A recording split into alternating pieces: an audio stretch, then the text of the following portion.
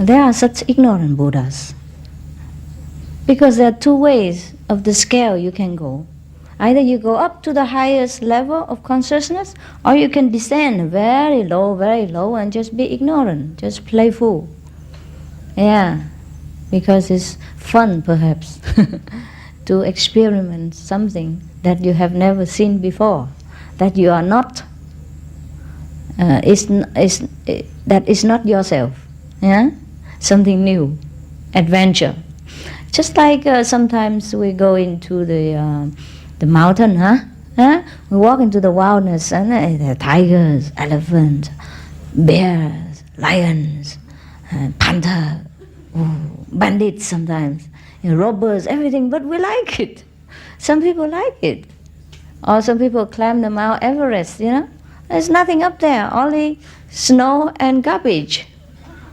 But some people like to climb up and just have a look. Yeah, when you come up there, there's nothing there to look. Yeah? It's just like a Colorado. Yeah, the top of the Colorado mountain, or top of Germany mountain, which you have experienced already. Well, people like it. They must see it, because it's supposed to be the highest mountain. And then so they went up there and spent a lot of effort and time and money, holidays time, and energy, and also litter a lot of garbage around there. And then they climb down again. Some people have such hobby. Or sometimes people like to go to the North Pole, or South Pole. I don't know what they're doing there, but they like it. They left their warm and comfortable home and their children and kids and friends and all the lovers and everything. They just went into the very cold and freezing zone of the end of the world and just wandering around there. Yeah, hoping to see bears. Probably they're fed up with human beings, they want to see bears. So for the Buddhas, for the God consciousness, can divide it. Consciousness can divide it into different parts and house into different homes, just like me, yours, body. And then they can do all kind of things using this kind of instrument, the body, to experiment all kind of bad things or good things, according to human standard. To the Buddhas, there's nothing as bad, nothing as good. If a Buddha or God still think there's something good, something bad, then there's no God and it's not a Buddha. But nevertheless, to us and to many others lesser beings, there are things such as bad and good, as devils and angels, because the bad things are the things that make us very uncomfortable and lowly and inferior. And the good things are the things that make us feel uplifted, happy, carefree, and liberated. So we label them good and bad, according to our emotion and feeling, and according to how we feel about it. You understand what I mean?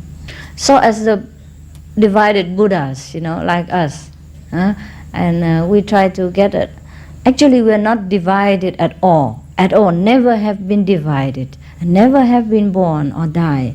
It's just that our spark of the consciousness, or the consciousness just try to grasp some of the instrument, and then play different part or experiment different thing. Just like me here, look. The whole body is mine, but then I use my right hand to grab a book, or the left hand grab a book, and the right hand I grab a pen, and the right feet I do something else, maybe scratching the left feet, or doing something, or kick somebody for fun, and maybe writing something like this. While I'm talking to you, I still can write. You see, my mouth is talking, my ear listening to your laughter or your response, and my right hand writing, my left hand holding a book, etc., etc. So actually, the whole thing is God. We, you, I, the good, the bad, the ignorant, the enlightened, all God. Just each one function differently according to the dictate of the Godhead, which is ourselves also. And my brain is also me, right? You cannot separate my brain away from me and then it still function. It will not. So whatever it is me. Whether I tell my hand to slap somebody or just caress somebody, it is all me too. It's my brain who dictates. But you see, like some of the gods who divided or who had hold of some of the instruments, such as some body, a body like this, and then try to experiment with that body something else. Something is not very godly, according to our understanding or standard. Something is away from God. Something is opposite to God. And that is when we call that person devil. Otherwise, there's no such thing as a devil or Satan, the which exists. There's no such thing. We create everything through our experiment with our bodies and our mind as a computer. But still, they are God. They are Buddhas. So in the Bible, there is a story as a fallen angel. There is no such thing as fallen angels, because we are all fallen angels. That's why we are here. And we try to climb up, some of us. Some still like hang around in the middle. Some like to even climb down to the tunnel, the infinite bottomless pit hole, and trying to see what's going down there. Try to do something with it. Yeah, some people like to go up, some people like to go down.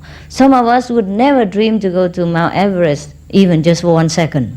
What for anyhow, right? Couldn't even meditate there, it's too cold. Try to keep yourself warm, it's already troublesome. So, but to some people, it's their life, it's their life. If they don't go there, they feel itching everywhere. Oh, they can't bear it, so on one day they have to go. So some people like to go to the North Pole, South Pole, thing like that, to experiment the end of the planet. They just like it. Some people go to African jungle and play with bears or monkeys. Yeah, I love it. Yeah, one of the lady scientists, she's a doctor or something. Oh, she has been in Africa for a long time. This in your TV. And all she has been wanting is just to touch the big gorillas, the black one. And so every day she tried to ambush, to hang around and to sneak around them, and to go near or go far, depends on situation. Until one day she can touch the fur of the gorillas. Oh, that was her happiest moment in her life. It's just like you come here and looking at these small gorillas, you like it's golden gorillas. and if you can touch my feet or my hair, wow, that's the happiest day of your life. I think it's very much similar. So don't think I feel very proud of your love or your effort or anything. I consider I'm just one of those gorillas, but not in Africa, that's all. If I live in Africa jungle, maybe you don't take so much effort to go there and try to touch my fur, because I don't have one. Maybe touch my hair, but not my fur. But you see, even the effort that you use to come here to see me, I appreciate it, but it's no big deal. Some people spend all their life just to stake around the gorilla, stalked, yeah? Stalked, around the gorilla until they can get near or be one with them. So what's the big deal that you spend all your time come here and try to touch my feet? And I have to wash them every day in case, just in case you happen to touch. You see, that's why I have to change all the time. I have to change my socks, my shoes. I might just well change the whole outfit. Because if you different shoes need different outfits, different socks. Yeah, so what I mean is we humans look alike with some very basic instinct, but we develop differently. Even though we are all Buddhas and we have Buddha natures, there's nothing but Buddha inside you and around you. Just like a cup put into the river, to isolate some water in the river, that's all. As soon as the cup is removed or broken, it's the same like before. It has never been anything different than that. So now, the initiates are like the one who make a hole in the cup. You know what I mean? So even though we still look like we have a cup, you know, we are inside the cup, but we have a hole, you know, both hole. So the water can come in and out with us all the time. So even though we are concentrated in a cup, we are connected with the whole river, and we are actually the river water now. But it's just the time has not come for the cup to be broken. Soon it will. Of course, and then other cups who has not yet the hole in the cup, you know, we say, oh, that's strange. You have the hole in your cup. You don't look like us. You must be something terrible. Fancy have the holes in the cup. Then what the use having a cup? You know, thing like that. But our cup purpose is not the same anymore. We still have the cup for the sake of, you know, identifying ourselves with other cups. But our purpose is not to use a cup anymore as a holder of the water, but just to function, you know, apparently in this world. So let's come back to the Buddhas. Because the God consciousness are free. So sometimes the God consciousness try to create different things. And going down in the scale or go up in the consciousness. For us now, we are going up. Because from the middle to the up, everything is happy, light. The upper we go, the higher we go, the lighter, the more happy, the more relaxed, the more liberated we feel. And that's why eventually all separated, divided part of Godhood must try to go back up, upstairs. Because now are the different kind of function. Just like from our waist down of our body, the function is different, right? Like the bowel is for digesting, the liver is for filtering the toxin, and passing water and passing excrement system.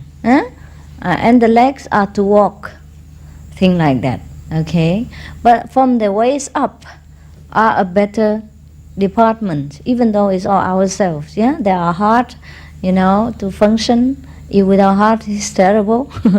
And lung, very important. So we can take in the air. We live every day because we take in the air, and the heart have to pump the blood all over the body. Without these two organs, we die immediately.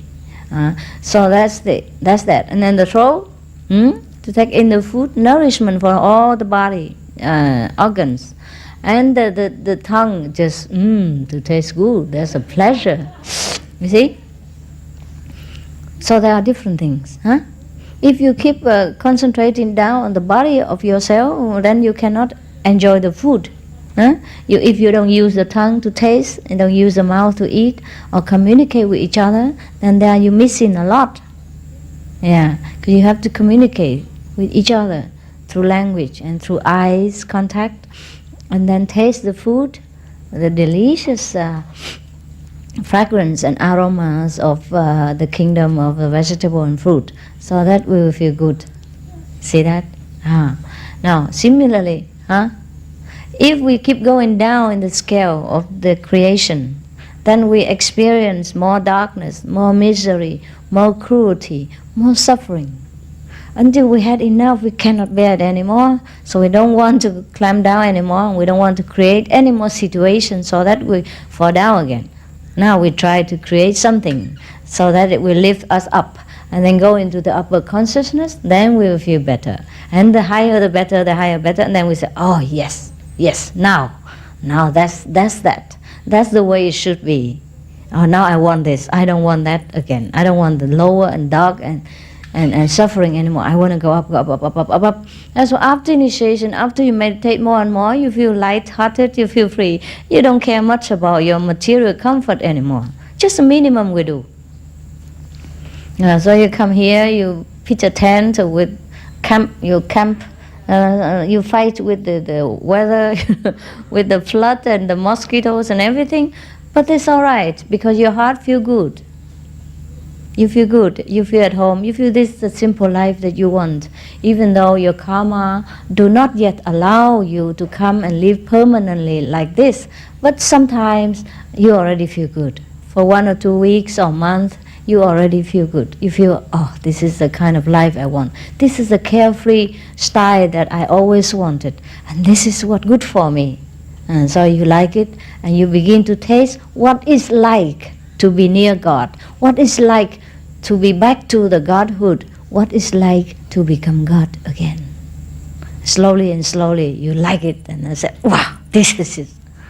And stupid, you have left all this before. You should have enjoyed all this, but you deny it so that you can taste it again. Because you live in luxury. In a God kingdom, you don't know anything else. You don't know what God is. Just like you live in a man island, you never know what woman is until you saw one. And you say, look different, huh? Yeah, this definitely not us, huh? Yes. It's just like the Cambodian people also, huh? They have never seen such an unconditional, loving group like us. So when we come, they begin to realize that we are different. Before they don't see it. Before there are so many tourists who come and go here, huh? There are a lot of Asian people, Chinese people living around, but they don't realize there are such people at all until we came. Because we are really different. We have holes in our cups. And they don't have. But don't try to tell them the difference between us, because they don't know. If you tell them the difference between us is just the holes in the cups, they will think you're nuts. In this world, you don't do this kind of thing. In this world, you go out, climb up the position in the society, make money, the more the better. Go in a big car, bodyguards and all that. Yeah, have your private airplane. Then people think, yes, see, it's normal. Yes. Actually, the first time I came to. Not the first time I came to the United States. First time I met my family members, one of my niece, asked me, do you have your private airplane? That's the first thing she asked me. I said, I'm sorry, my child, I don't have it.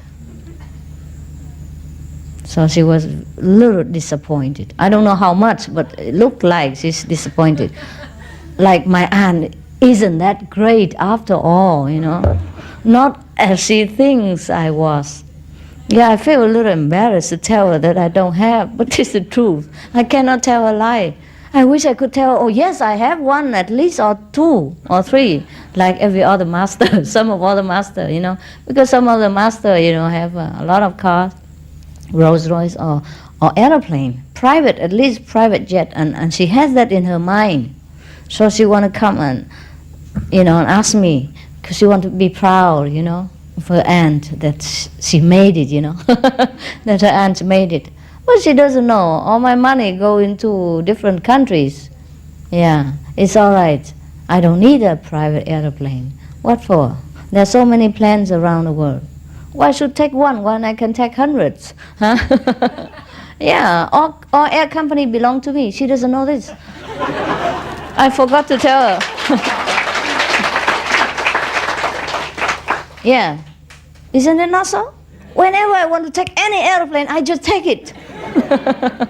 I just go and sit there. And nobody can throw me out. See that? So that means Air Cambodia, Air Thailand, Air America, Air France, Air Russia even. I took them all. Whenever I need any of them, I just take them. Depends on where I want to go. See? Isn't that greater than to having just one airplane? Right? Just Qinghai Air. I didn't have so much time to explain to her. Yeah, I was feeling a little embarrassed to disappoint her, so I was kind of speechless. I saw her disappointment. Yeah, and I know how she felt. I wish I could have told her something else, make her feel better. But because it was the first time I saw them for nearly 30 years, I was speechless, I wasn't also emotionally happy. And I didn't think of airplane at that time. I have forgotten, and all my wit and my humor is gone. Yeah, I was so emotionally happy and was speechless. But if she came and asked me now, I'd tell her. You help me to tell her that I have all the airplanes in the world. Yes, including all the UFO too.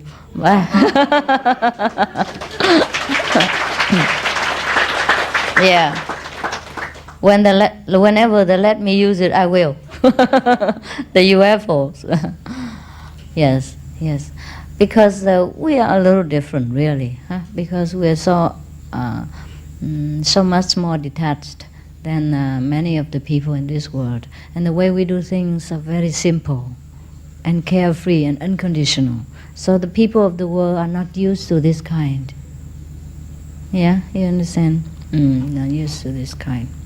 So that's the difference between many people. If we use our creative thinking and our creative energy for the good purpose, then the world go up and up, up, up, up, up, up, up, in all kind of development and all kind of benefit. If we use it in a lower down scale, then wow, we also create a very, very big kind of negative force, and that can destroy humankind or the planet. That's why we had a lot of atom bombs, war, kills millions of people. A lot of very terrible chemical and germs weapons, which also create a lot of suffering for mankind and other living beings as a whole. Because some of the human beings prefer to use their genius in that way. It's a pity, but okay, the world is like this. So it's not that we come here and try to expect that everybody become as good as a Buddha or as angels or as ourselves, but our purpose is to show how good we are, that's all. And no, nothing else. Nothing else in return. That's our duty. Always have to show how good you are. How good we are, that's it. And not to wait for the other to show how good they are, or whatever they are. Our purpose, our duty. And for our own good, we always have to show that we are good. That's the part that we must show. That's the part that we must develop. And that's the only choice if we want to be back to the kingdom of God and be God-like, or return to be one with God. If that is our purpose, we must always be good, be noble, and disregard of what other people show, how they show themselves, how they choose to represent themselves at that moment or any moment of our life or our encounter. Now you understand why the world is like this. Because of the choices that people made. And the choice that we made in the past life too. And some of the choices we don't make. We're indecisive. Indecisive? Yes. And that's also my trouble. If we see something good, and we have the urge inside to change and we don't do it, that also creates karma, bad karma. And we also have to partake of the consequence of that, of our indecisiveness, of our weakness, that we see good things, we see the thing that we should defend, that we should change, and we don't, or we did not. So it's not only our action brings consequences, our inactions also bring consequences. Anything in this world, whatever you think, wherever you walk, you breathe, and you turn around, you talk, everything brings some result, bad or good, depends on the cause. Depends on how you think and how you react or how you talk. Okay, so we have to always be good, and think good, and talk good, so that the consequence in the future will be good, or at least less bad, or at least neutral. That's why we always have to recite the Buddha's name, the good, the holy names, so that remind ourselves of this holy and higher quality of the creation. until we became one with God, or go back to the master's house, be a master of ourselves. And that is the place where we can feel eternal happiness. And because we already know ourselves as what we are, so we have no need to make trouble and create bad things again. We already finished our journey, our realization, finished the experimenting process. Then we became the master, okay? And when we know everything. All right. You have any question? No more? Anyhow, because I know we sound a little crazy, but I don't know if anything better to do. You know, there are two choices. Either you go into the world and help the world, yeah, do what they need you to do, or you retreat into a desert or Himalaya or whatever and just meditate. Try to avoid everything together.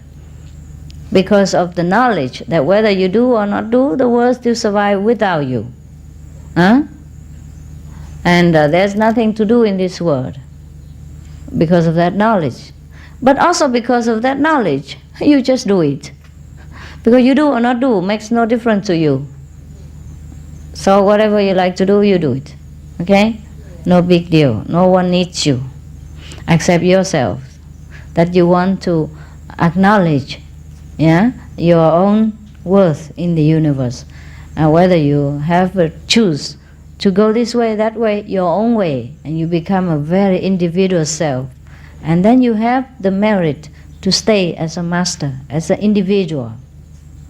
Or you merge back into Godhead and became nothing like before. Just enjoy bliss if you like. Only if you have chosen to create something new for yourself, something extraordinary, something that is not from books or from other people's knowledge and experience, but something uniquely yourself, then you earn the right to stay individually or as a master. Understand that? That is when you became Buddha. Individual Buddha. Even though you have been a Buddha before. That's a different thing. And you can choose to stay in the 5th level to be a master, a Buddha, or you choose to go higher, merge into Godhead, become like before. But with the knowledge of self experienced during the physical journey. It's just too complicated. I don't even understand all this myself. Just whatever he told me to say, I just say it. Okay? Like taking dictation. Just repeating. You know? Open mouth, open and close, you know, according to inspiration from heaven. I don't also understand. I don't care to understand all this complicated thing. What for, you know? I don't even need to make myself a master or nothing. Yeah, I'm contented just to be this. Okay, no question, huh? Last night I wanted to meditate with you. And then after that I wanted to talk to you. But so many people make noise, you know. And it's very disturbing. And they scare all my inspiration. They frighten them away. So try not to make noise during meditation hours. I told you already that the stones are put in there for purposes, so that you sit still like a Buddha in that temple over there. Not even moving your lips. Because if you move, it becomes and people know that you are not a Buddha. What a shame, huh? Because everybody thinks you are Buddha already. Who knows that the next one to you is not a Buddha or not, you know? Already made become Buddha or not. So better don't show your bad side, huh? Let people think that you're a real good practitioner. Sit there, don't move. Yeah, some people don't move at all. I saw them. They sit very, very quiet and long time, you know, with their head on the shoulders of the next person.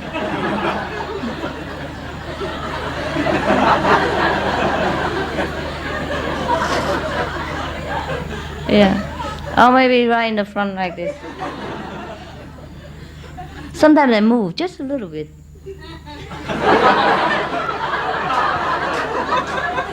Just a little bit, like, or jerking a little.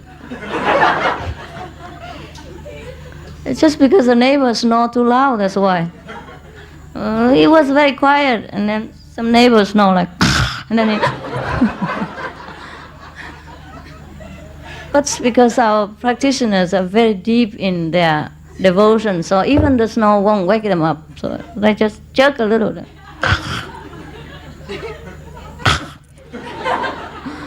Okay. I'm very proud of you. Okay, so ciao. See you.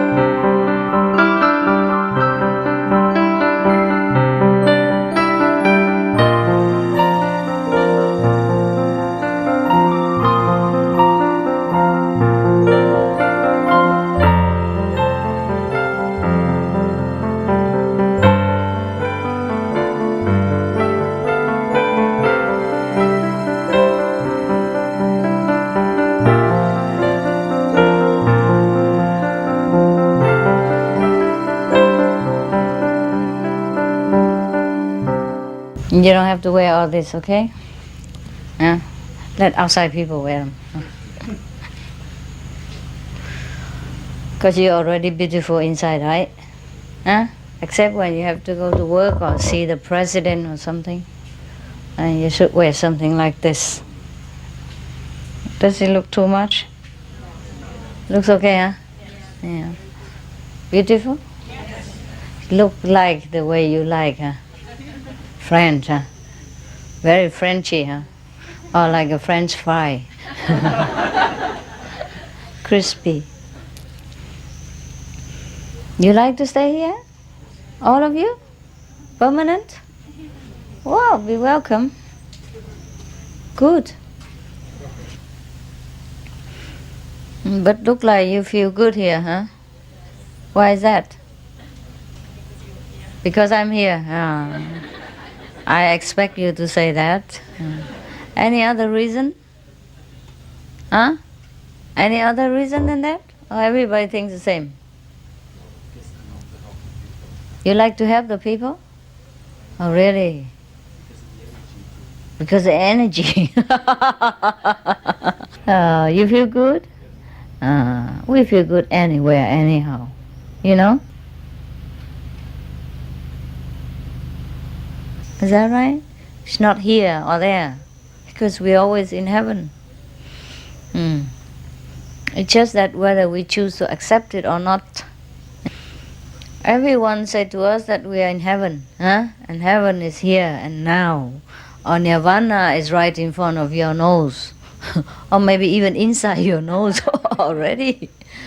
But we find it's very difficult to accept this, huh?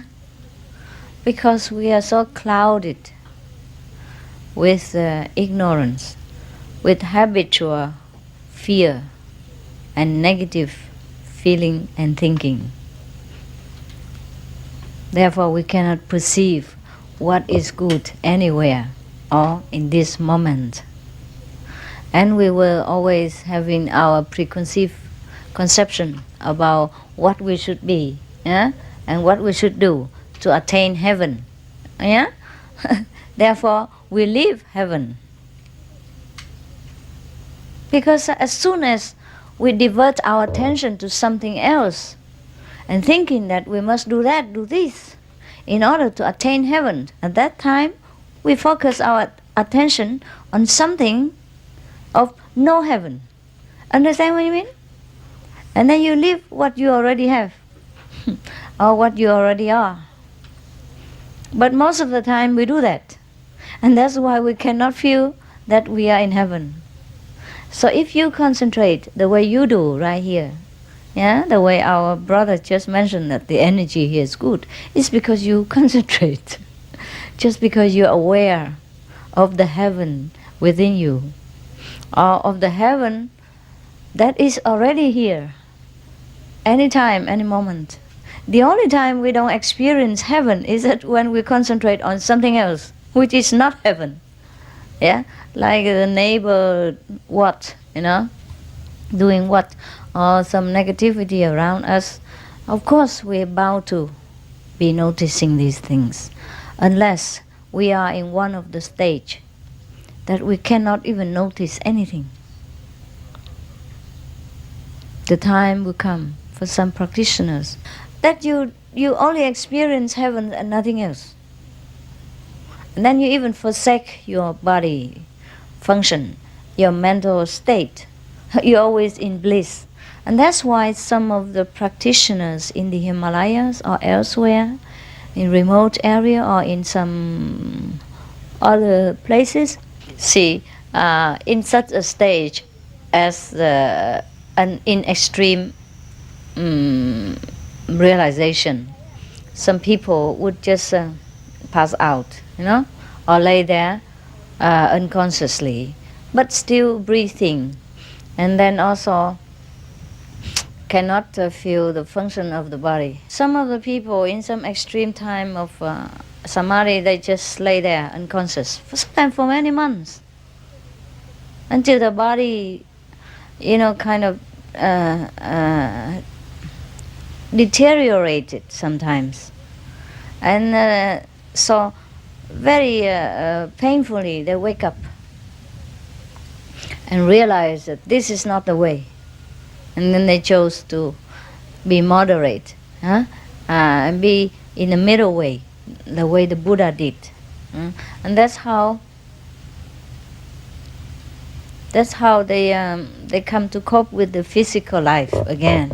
Otherwise, sometimes if you are too absorbed in the power of samadhi, in the soul blissful stage of reality, and then you don't even remember your body exists. So you don't feed it. You don't let it have all the bodily comfort.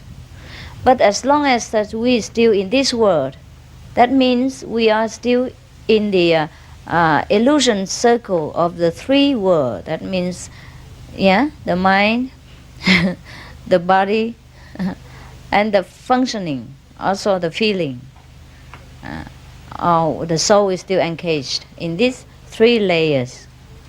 So we have to feed the body in order to function and to fulfill our obligation in this world. Not that any obligation awaits us, it's just that we have chosen to come here to do something, so we better do it. Otherwise we have to come back and do it again. But there are many masters and teachers, those very highly developed souls. They don't have to do anything anymore. They're finished with their learning. Whatever they have set out to do or to experience, they have already done it. So they have returned to the kingdom of God, became the master, and was very already in a blissful state. But they have chosen to come back again as a messenger, as I would say the leader of mankind. These are not a lot, but there are enough around us. If we see one, we know. If we really seek one, we know them right away, because they're very selfless. And they know everything, Almost, at least, whatever mankind required, they know. And they will seldom ask questions from anybody else. But people will come to them for questions, for answers, for their basic knowledge of mankind as well as heavenly wisdom. They will come to this kind of people. These are the chosen, the selected few, which we call master or messenger of God, or God-man, or the Messiah, whatever name you call them. These are few, but not that few. Every time, in every period of time, every situation, there are always people like this, beings like this, very highly evolved, very noble souls who came down to the physical dimension like us, like ours, in order to lead us back into the nobility of the heavenly kingdom, to drag us out of this density of matters which is created by ourselves for some purposes. But sometimes we created it and it became too much for us. Its function further and stronger, more powerful than we expected, and we're out of control.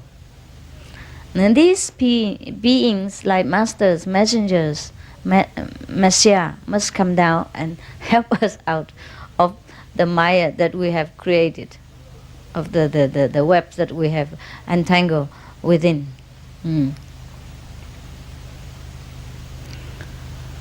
Most of beings who come down here try to come back to the kingdom of God. And that's the purpose of all souls. That's why they came here. They came here in the no God kind of dimension in order to recognize God, so that they can compare what is a God state and what is no God state or less God state. But when they come here, it's too much. The soul is not used to it, all this density, all this suffering, all this heavy and dragging matter around them. So the soul is a little bit lost. Say, wow, what I do now? What I do now?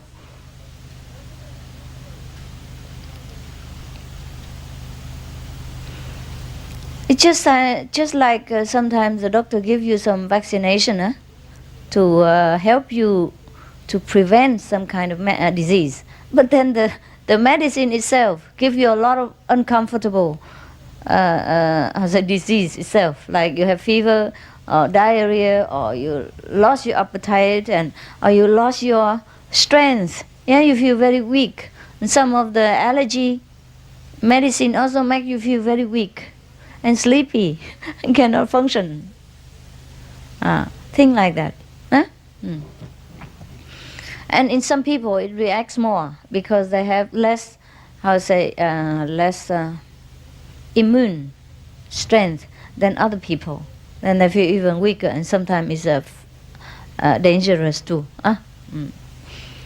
So the soul when comes here, every soul, every individual spark of the divine come here for the only purpose to go back to the kingdom of God. The only purpose to come here is to recognize the other part. The only reason we came to the negative region is to recognize the positive abode that we have left. We have to leave it in order to recognize it. That's the problem. Sometimes we don't recognize our family happiness, and then we wander around outside the house like teenagers. They left home and they come outside, and then they're subjected to drug dealers and to all kind of prostitution and homeless and cold and hunger and bad treatment from the people outside. Then they recognize their home is better. Home sweet home is always better. You remember Alice in Wonderland?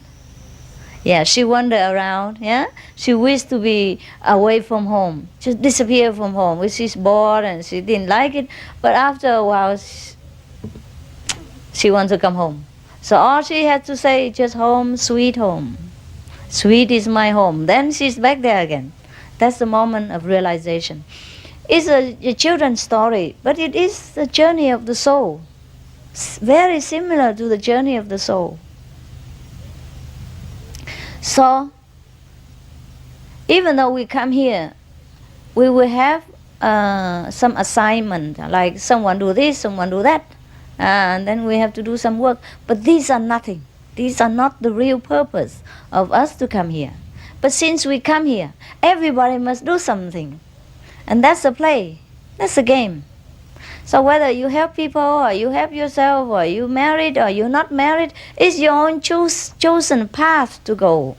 It's not that you're married and you're not better than the other married people, or the bachelor are better than the married people. It's not that so. Just the way you have chosen to walk in order to recognize yourself again. So like people say that you have to keep the commandments, yeah? The precepts in order to go to heaven or to go to Buddhahood. I say it's not true. Not even the vegetarian diet will keep you, will send you to heaven. It's not a must. It's not an obligation. It is a signal that when you keep all these commandments, when you live according to these commandments, you have found the way home. You are on the right path. You already evolved, developed enough to come back to the kingdom of God and reclaim your own glory again. Just a sign. Just a sign. That's just like if you graduate in college, you have some diploma. The diploma is not for you. It's not an obligation for you to have, but you should have it. Since you are graduating, you just do it easily. You pass the exam easily and you got the diploma easily. Nobody forced you to have it. And even if you don't have it, it's okay. Just that means you're not graduated. So anyone within their heart, if they found themselves very indifferent to the worldly success or failure, to the fame and name of the world, to the passion and love of human relationship, to everything that is important to human survival. If anyone is ignorant, indifferent to all this, then they must know that they have evolved very, very far. You understand? So the commandments or the precepts are not from me, forced upon you. So don't complain to me, it's too much or anything like that. It is even for you, you should realize again that the 5 precepts or the 10 commandments, even in that matter, are not an obligation from God to tell you that you must keep it or you go to hell. It's not that. You choose what you want to be. You do what you want to do. You do what you passionately want to do. Because that's the only thing you must do while you are here. But remember, the real purpose, the main point in this game is to recognize who you are again, who you really are, not who you are at this moment, but to recognize the real purity, glory of the soul, of your true self before you descend into this world. And must know that the only purpose for you to come here is to recognize the other side. Because without this negative and suffering and dark world, you cannot recognize the light that you are. Nothing to compare. And so that's why. It sounds ridiculous to me too. But that's the way it is. And that's the trouble with us. So do what you do. Do whatever you like to do to make your life more enchanting, more endurable, more bearable while you are here. Because since you are here, you might just well be here, and do what you do, what you like to do. Because if you have just been given just a short period like this, 100 years, or 80 years, or 60 years, and you couldn't even enjoy anything you want to do, then what is the, what? What's the heaven, Okay. So, do what you want to do. Just, you must have a choice, whether you want to be this kind of person or be that kind of person. And enjoy yourself. Enjoy whatever you think is the most noble, your heart most desire. Because if you still desire it, then just let it be. If you don't desire it, that means okay, that don't interest you.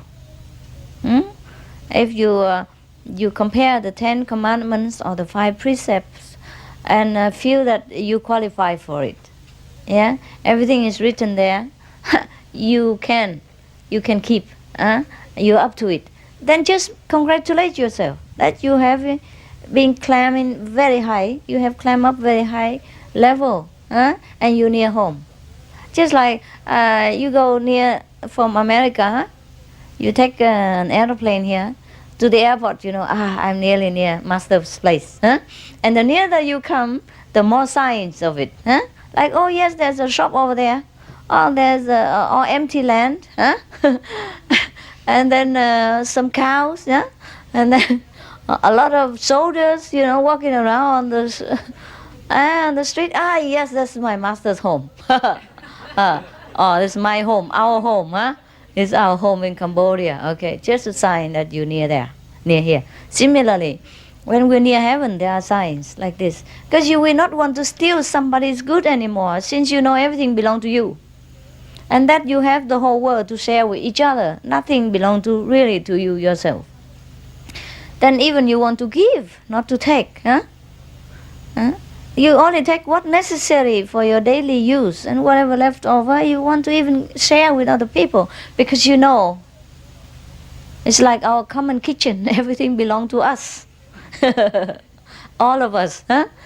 So you wouldn't like to go into my kitchen there and steal something for yourself.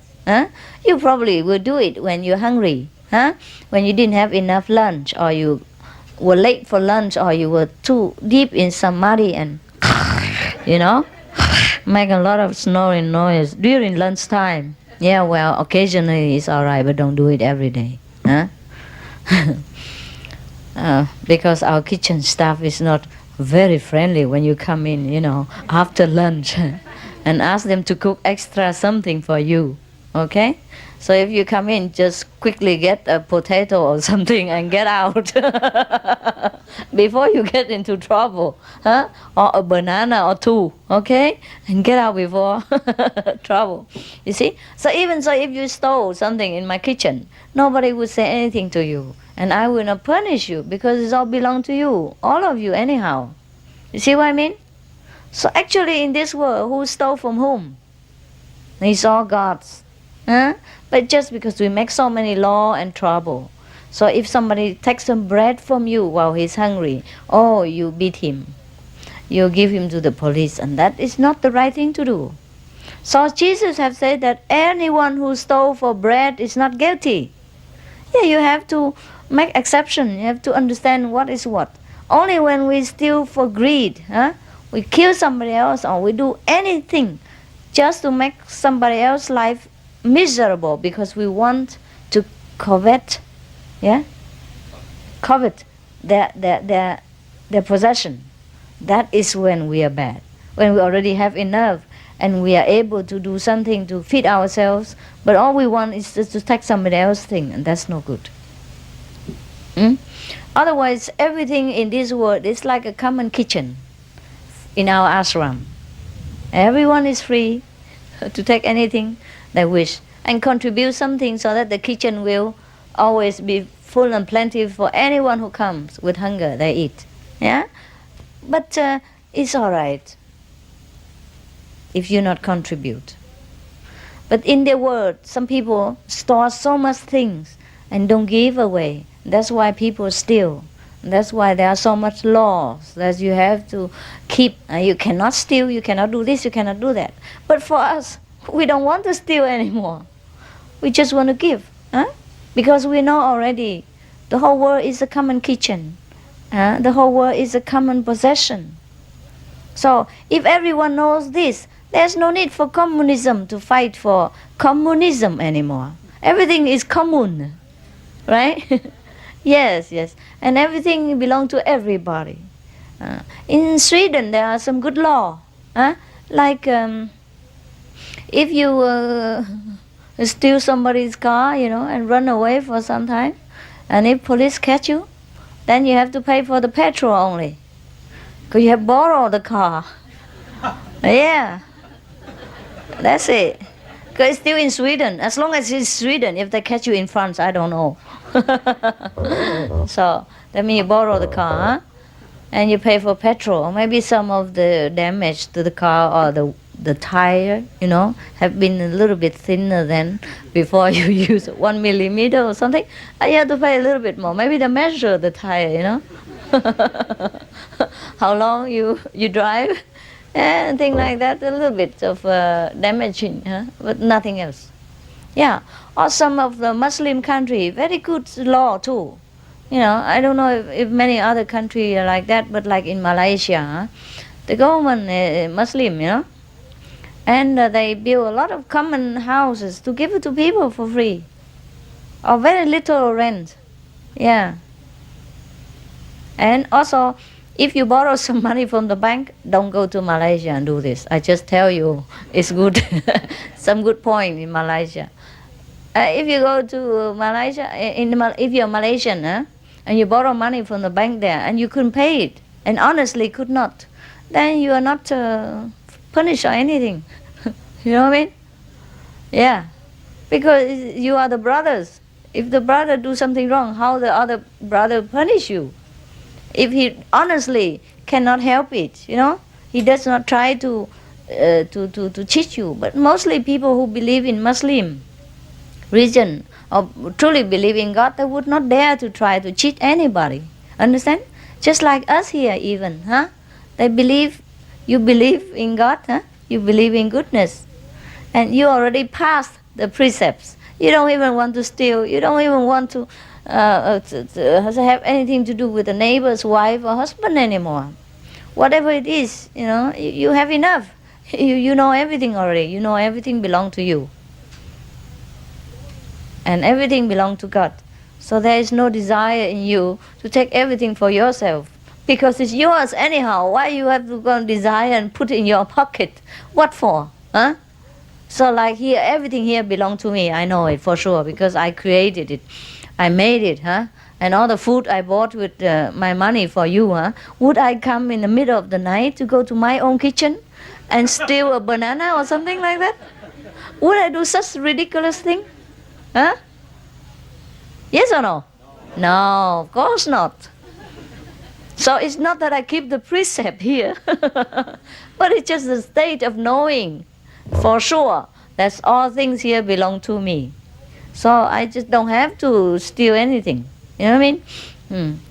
Similar to every of us, if we have reached this stage of consciousness, we will not like to do anything so bad like this anymore. So the 5 commandments or the 10 commandments or any commandments in any religions are just originally from the masters, or from God. That's why you say God has given Moses 10 commandments. You know what I mean? It's not 10 commandments, it's the 10 signals. To know that you are near home. If you pass all these, landmarks, then you know you're home for sure. There's nothing else to doubt. Like if you landed in the Phnom Penh airport, you know that's it, now I'm in Cambodia.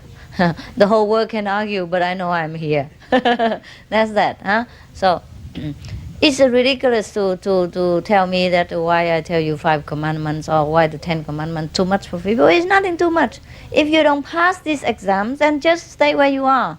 Know that you are still in kindergarten or still in high school. That's all. Nobody say anything to you. If you want to stay in high school, it's all right. That's that. So, but very difficult for the high school student to go to college, even if he wants to. Why? He's not equipped with college, ability. Similarly, for many of the sentient beings in this world, very difficult for them to follow the saintly path. So everything is difficult for them. Meditation, too difficult, too long. 5 precepts, too much. Vegetarian, gosh, who can eat this? You know? I thought vegetables are only for animals. Thing like that. See what I mean? So it's their choice. Hmm? They cling to their choice of life, and the good experience that they think they derive from this kind of stuff, like having a groovy life, you know, with a lot of passionate affairs going on all around the clock, eating all this bloody, you know, meat on the table, things like that, and they think it's good, and they dare not try anything new, and then they reject anything new, telling them, they say, nah, nah, nah, nah, I don't believe it, and don't believe it, don't even try.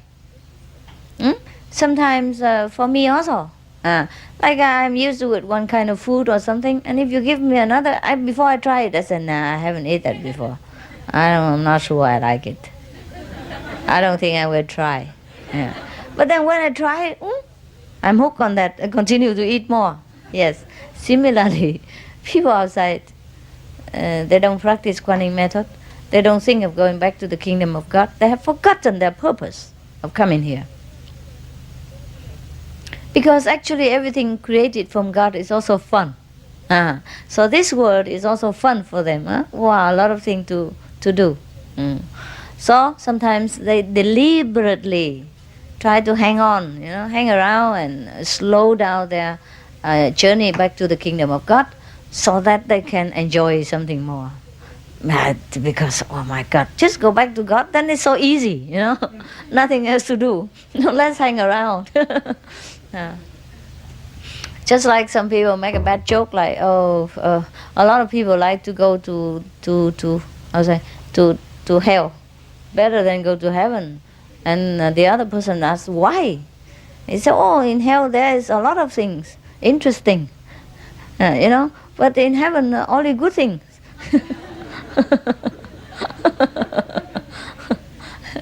So it depends on your taste and your choice, that you know where is good or not good. Otherwise, heaven is here already. You see, for us it's heaven. Anytime we're happy, anytime we are with God, we feel good. Oh, so good. And we can't understand why somebody else don't feel good. Yeah. Now the heaven state of mind is very easy to find. We just have to leave everything that is not heaven. Okay? Everything that is not yourself, then we will feel in heaven. Every time, anywhere.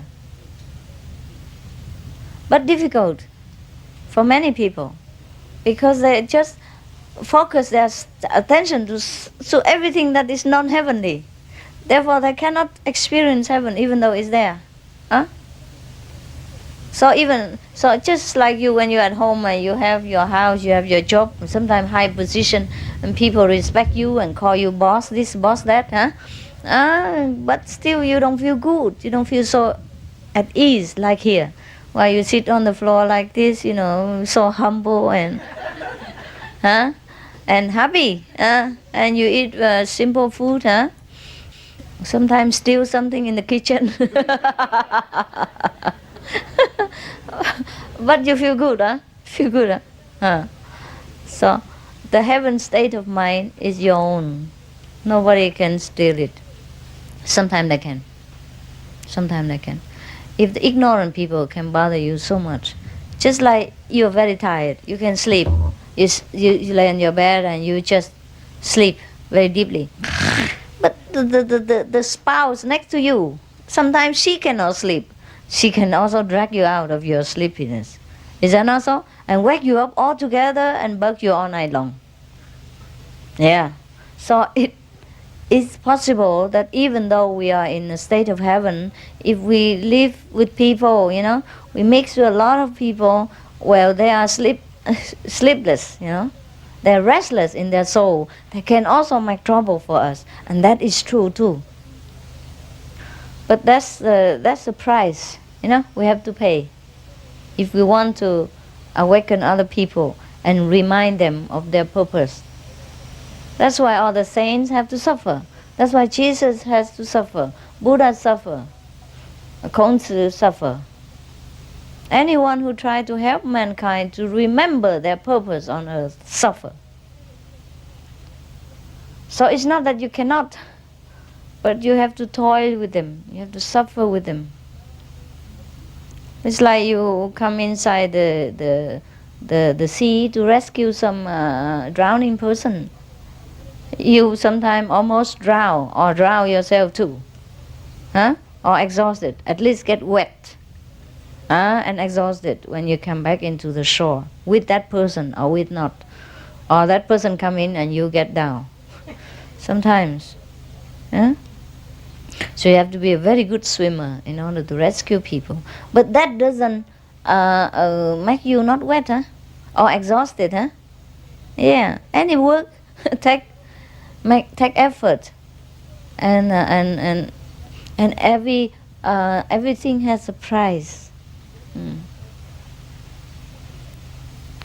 And if you come here and you already know the truth and the way of awakening and the purpose of this life, and you don't share it with other people, you also feel bad.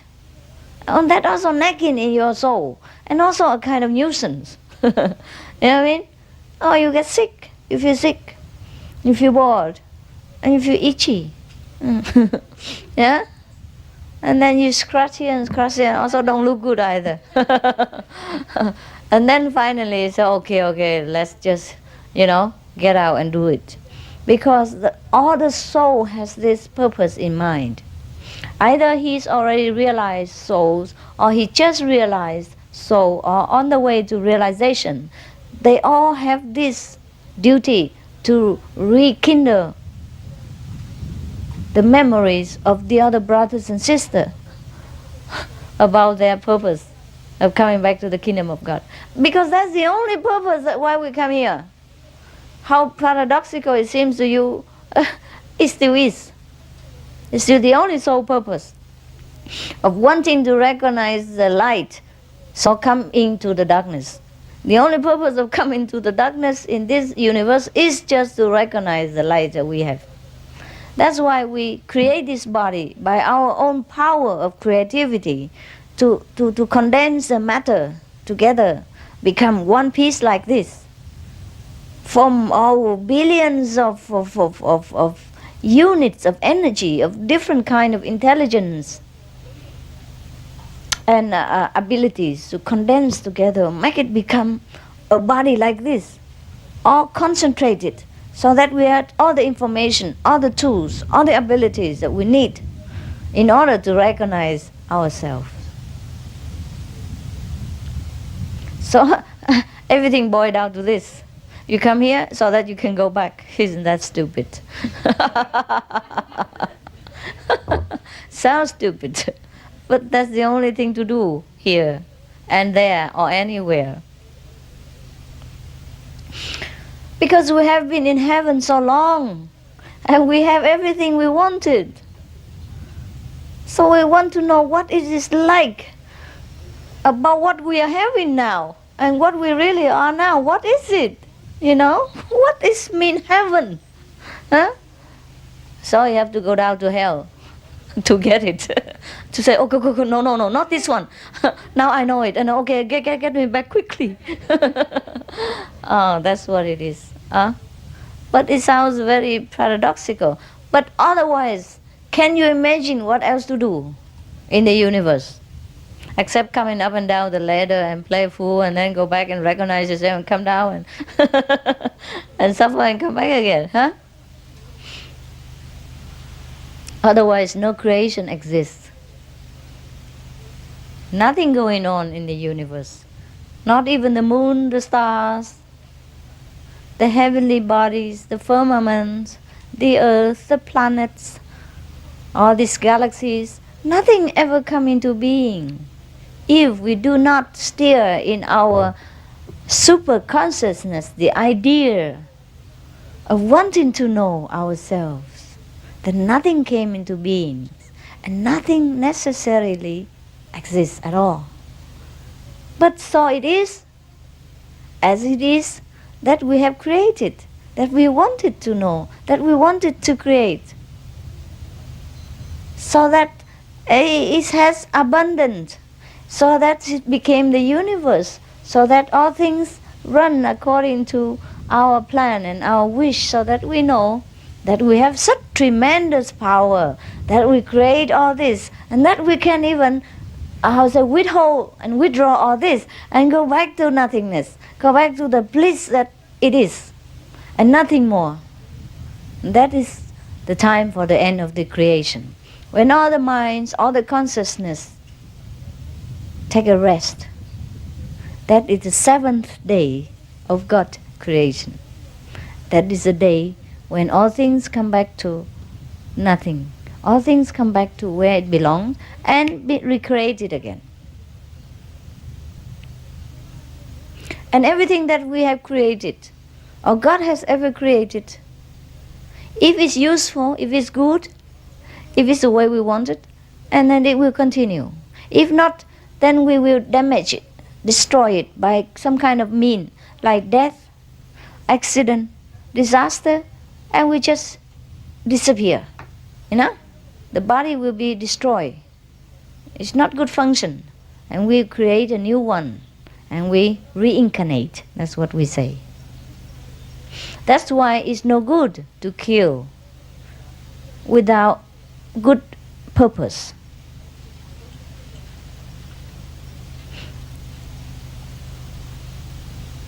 Because we will not destroy what we create for no reason.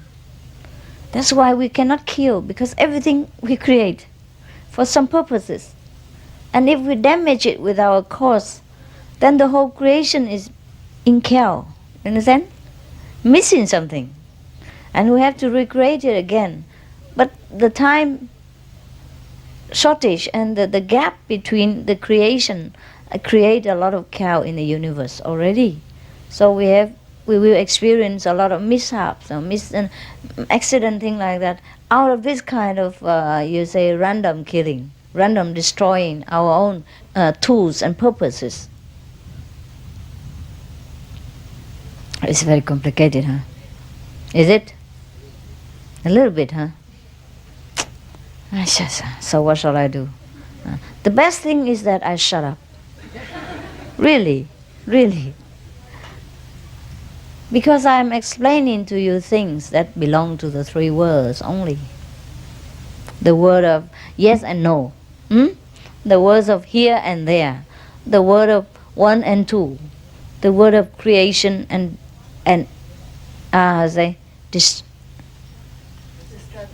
destruction. Thank you. Yes. In the absolute abode, there's no such things that we should talk like here. We understood without spoken. We know everything already, and we are free to choose whether to come or to go, to stay there or to do something else. And there are higher purposes for our life there. It's not really that boring. Because after we have attained masterhood, we are the master of the universe, consciously and unconsciously as well. Now we are only unconsciously here, you see? But once we attain masterhood, we have a different body, and we can enjoy everything, and we decide our fate and our work and our actions and everything. And that is when we attain masterhood. And we can do it right here too, while we have this body. Because at that stage we will be aware of what we're doing. We're consciously doing what we choose to do, not dragged around by the karma or by the plan of the universe that we have forgotten after we came into this dense world of matter. After we attain masterhood, we know what we're doing, and we choose what we do. Or we know that whatever we do here is good. Consciously. Most people They came here and they just do whatever, is there. They have to do also the same thing. But they don't understand anything about what they're doing. They cannot love what they're doing. They cannot have the joy from their work. And they sometimes hate it. And they cannot get out of it. Or the thing that is good for them, they hate it. And the thing that's not good for them, they love. A thing like that. Because they're unconscious. They're not aware of who they are. And the path that they have chosen to walk. They have no choice. So after we practice the Kuan method, we're plugged into our consciousness power again. We have changed even our brain cells, even all the cells in the body. We change everything. And we change day by day, and refine it until it becomes pure knowledge. Until it became pure love, wisdom. Nothing else. So even in this bodily, existence, we can become a master too. That's what we call the living Buddha, or the living God-man, or the God-man who walks among us, or the Messiah, or the Christ. So all the master or the so-called Buddha, you can recognize them by their nobility, by their wisdom, by their knowledge, by their way they walk their life in beauty, in sure-footedness, and in love. We have many of them around us in this world. So if we chosen to walk with one or another, it's all right, as long as we recognize them. And as long as purity, goodness, love, and wisdom is all we wanted and ever will want, then we will recognize that person. We will encounter one. And then we will just walk the way they do. Because wisdom affects each other. We have the wisdom inside. So like two candles, both have the ability to burn. If one candle already lit another candle, then both will light the same way. So it's not that it's easy to find, difficult to find a master. It's just that it's difficult for us to maneuver our thinking again into understanding and remembering the purpose of our life. Once we remember, nothing else to do. Just follow the footsteps of our soul. Just follow the example before us. Just go with the guide. And that's all we have to do. Everything else just by the way. So if you go with a guide to the Everest, okay, meanwhile you sometimes stop in the midway, on the path and cook some food, or do some your toiletry, bath yourself, clean your teeth, all the same. But the guide is always in front and you always follow him. And you never miss anything except that you will go to Mount Everest. And everything else you do in between is okay. Yeah, if you encounter a girl, maybe she likes to come with you, why not come along? Yeah, and you equip her also with everything, then you go together. And if you need to, by the way, on the road, if you see a beautiful lakes and you want to camp there overnight or stay a few more days to enjoy the scenery, that's fine with the guide. That's fine. As long as we have enough food to last during the journey, it's okay with the guide. He will not say to you, why you lack your effort and why you don't run quickly to Mount Everest? What's the hurry? What's the hurry? Okay, right? I don't think Mount Everest ever disappear so fast. Neither God will. So things like that, you understand? So everything we do in this world now, or ever do, or ever did, will just by the way, on the road to kingdom. It's all right. Just do what you love to do. You must really love it. It might be bad according to other people's judgment, but who are they to judge you? You must know what you really want and what really make you feel that it's me. It's me. I like it. It's me. If I do something else I don't like, I suffer. You know what I mean? Unless you want to suffer for that, then it is your choice too. Okay, it's me too. I like to suffer when I do this. I don't like to do it easy. I like to say, die hard, something like that. Chose the hard way, you know, then whatever you choose to do, then it's you. Because perhaps that's the purpose of life. That's the path you chose to walk. Huh? So no need to always think of what other people think, Except some of the tribal thing, custom and all that. Okay, just follow it for the peace of the mind. And for the sake of being in harmony with each other. But don't lose yourself to become somebody else. For example, okay, you bow to some statues, because of the custom, so that things are in peace and harmony. You respect other people's custom. But you cannot ever even come back to their stage of being, like believing the statue to be the real. Is that not so? Ah, yes. But the other person who bow with you, he believes it. He believes the statue is for the real. You do the same thing, but you know it's not real. You understand that? So don't ever lose yourself in other people's belief and ideas and thinking. Just be yourself. That's the purpose. That's all there is. Okay, yeah. Now you can clap and go home.